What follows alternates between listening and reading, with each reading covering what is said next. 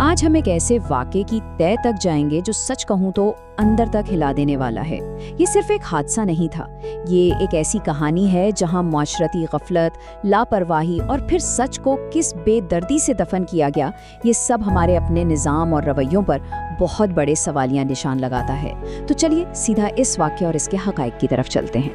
ذرا اس بات پر غور کیجئے جو اس اسکول کے پرنسپل کے دل سے نکلی تھی۔ جرم شاید ایک انسان کی جان لیتا ہے، مگر ایک جھوٹا الزام وہ پورے کے پورے خاندان کو زندہ درگور کر دیتا ہے۔ یہ الفاظ محض ایک جملہ نہیں ہے، بلکہ آج کی اس پوری گفتگو کا نچوڑ ہے۔ اور جیسے جیسے ہم آگے بڑھیں گے، ہم دیکھیں گے کہ کیسے ایک جھوٹ نے نسلوں تک کو تباہ کر دیا۔ تو سب سے پہلے بات کرتے ہیں اس ساری غفلت کے آغاز کی، یعنی یہ سب شروع کہاں سے ہوا؟ دیکھیے، دیہاتی علاقوں میں ویسے ہی وسائل کم ہوتے ہیں اور توقعات بہت زیادہ۔ ایسے میں ایک معذور پرنسپل پر کتنا بوجھ ہوتا ہے، اس کا اندازہ لگانا مشکل ہے۔ اب ہمارے ہاں ہوتا کیا ہے کہ ہم نے اسکولوں کو ڈے کیئر سینٹر سمجھ لیا ہے۔ بس 3-4 سال کا بچہ ہے، اسے بغیر کسی بنیادی ٹریننگ کے اسکول بھیج دیا، یہ سوچے سمجھے بغیر کہ بھائی بچہ تو ابھی اپنا خیال خود رکھ ہی نہیں سکتا۔ ہم یہ بالکل بھول جاتے ہیں کہ بچے کی سب سے پہلی درسگاہ تو دراصل ماں کی گود ہوتی ہے۔ یہاں پر والدین اور اسکول انتظامیہ کی سوچ کا فرق دیکھیں۔ والدین کیا سوچ رہے ہیں؟ وہ مطمئن ہیں کہ ارے بڑا بھائی ہے نا اسکول میں، وہ اسے سنبھال لے گا، جبکہ وہ نام نہاد بڑا بھائی خود پریپ کلاس کا ایک معصوم سا بچہ ہے۔ اور دوسری طرف پرنسپل کی حقیقت بالکل مختلف ہے۔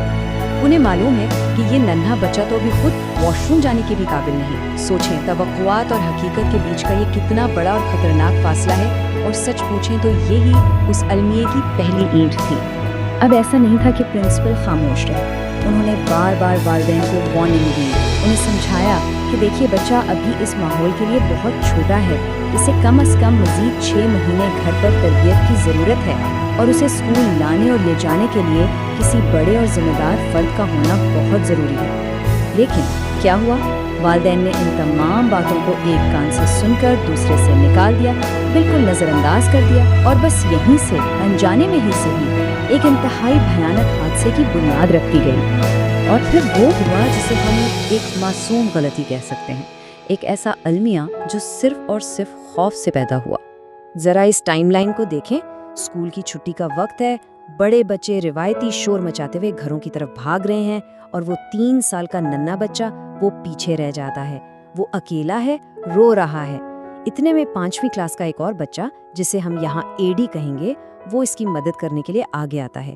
لیکن اچانک اے ڈی کی اس روتے ہوئے بچے کے کزن کے ساتھ کسی بات پر بحث شروع ہو جاتی ہے۔ اب بچوں کی لڑائی ہے، انہیں کیا پتا انجام کیا ہوگا۔ اے ڈی غصے میں ایک پتھر اٹھا کر مارتا ہے، وہ پتھر کزن کو لگنے کے بجائے اس 3 سالہ معصوم بچے کے سر پر جا لگتا ہے۔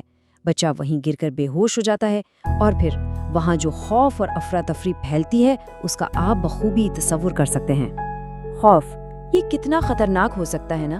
وہ بچہ مرا نہیں تھا، وہ صرف بے ہوش تھا، لیکن اے ڈی اور اس کا کزن اس قدر ڈر گئے کہ گھبراہٹ میں اے ڈی نے اس بے ہوش بچے کو اٹھایا اور قریبی کھیتوں میں ایک ٹیوب ویل کے پاس پڑے ہوئے ایک بھاری لوہے کے ڈبے کے نیچے چھپا دیا، صرف اس ڈر سے کہ کسی کو پتہ نہ چل جائے۔ اور وہ معصوم بچہ اندھیرے میں اکیلا وہیں اپنی جان کی بازی ہار گیا۔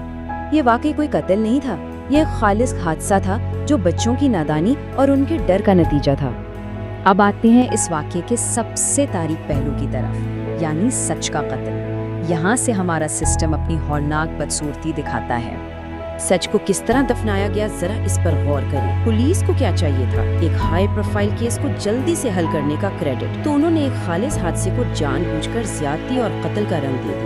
باقاعدہ میڈیکل رپورٹ میں رد و بدل کیا گیا، اور اس نابالغ بچے اے ڈی کو اتنا ڈرایا دھمکایا گیا کہ وہ مجبوراً کسی بڑے کا نام لے، اور اسی جھوٹ کی بنیاد پر رات کے 2 بجے 9ویں کلاس کے ایک بالکل بے گناہ طالب علم علی شان کو گرفتار کر لیا گیا۔ یہ کوئی اتفاقی غلطی نہیں تھی، یہ باقاعدہ ایک سوچی سمجھی سازش تھی جو نظام نے خود رچائی۔ اور پھر اس سب میں میڈیا بھی پیچھے نہیں رہا۔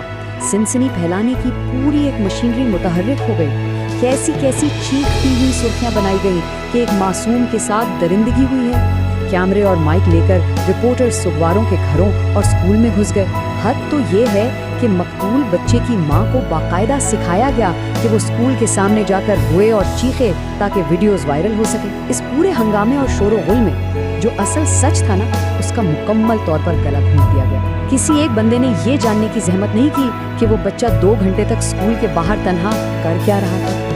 اور اس سب کا نتیجہ کیا نکلا؟ ایک جھوٹے الزام کی قیمت جو بے گناہوں کو چکانی پڑی۔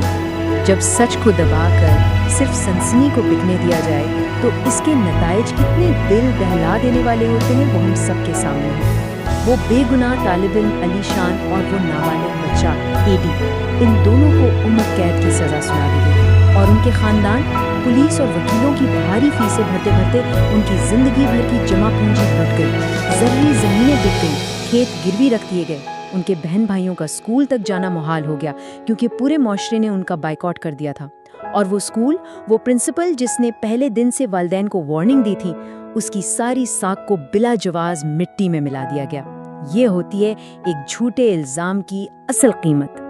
خیر، وقت گزرتا گیا اور بالآخر ہائی کورٹ نے اس کیس میں موجود بے شمار شکوک و شبہات کو دیکھتے ہوئے ان دونوں کی ضمانت منظور کر لی، یعنی سچ نے کسی نہ کسی طرح اپنا راستہ بنا ہی لیا۔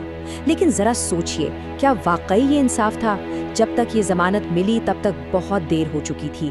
زندگیاں، خاندان، ان کی عزت اور مستقبل، سب کچھ تو پہلے ہی تباہ ہو چکا تھا۔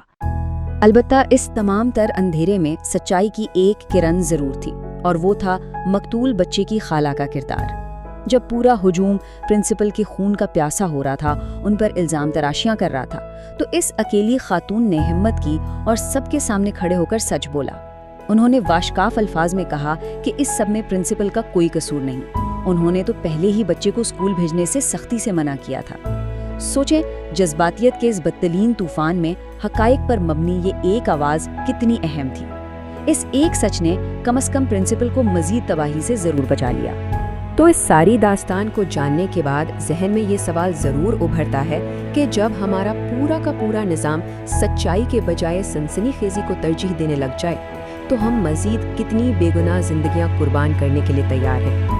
یہ واقعہ محض ماضی کا کوئی قصہ نہیں ہے، یہ آج کے ہمارے نظام کا ایک بھیانک آئینہ ہے۔ یہ وقت ہے رک کر سوچنے کا کہ کہیں ہماری معاشرتی غفلت اور خاموشی انجانے میں کسی اور خاندان کو تو زندہ درگور نہیں کر رہی۔ اس اہم سوال کے ساتھ ہم آج کی اس تفصیلی گفتگو کو یہیں ختم کرتے ہیں۔